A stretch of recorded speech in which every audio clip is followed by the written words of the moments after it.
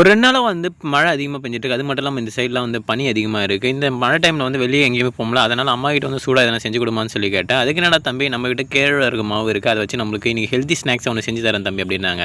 அம்மா எப்பயுமே செஞ்சாலும் ஹெல்த்தியா தான் இருக்கும். இன்னும் வேற ஹெல்த்தி ஸ்நாக்ஸ்னு சொல்லிட்டாங்களா, சூப்பர். அதுவும் சுட இந்த டைம்ல சுட சுட சொல்லிட்டு நானும் எக்ஸைட்டா வெயிட் பண்ணிட்டேன். தேவையான அளவுக்கு மாவு எடுத்துக்கிட்டு ஒரு பாத்திரத்துல வச்சுக்கிட்டாங்க. சுடு தண்ணி ஊத்தி நல்லா மிக்ஸ் பண்ணாங்க. அது கூட தேவையான அளவு உப்பு போட்டுட்டாங்க. உப்பு போட்டா நல்லா டேஸ்ட் வரும்னு சொல்லிட்டு மழை பெஞ்சனால அடுப்பு வேறலாம் நனைஞ்சு போச்சு. அதனால சிலிண்டர்ல குக் பண்ணி எடுத்தா போச்சு. அதுல ஒரு இட்லி குண்டான வச்சு தண்ணி ஊத்தி எப்பயுமே இட்லி சுடுவோம்ல அதே டைப்ல.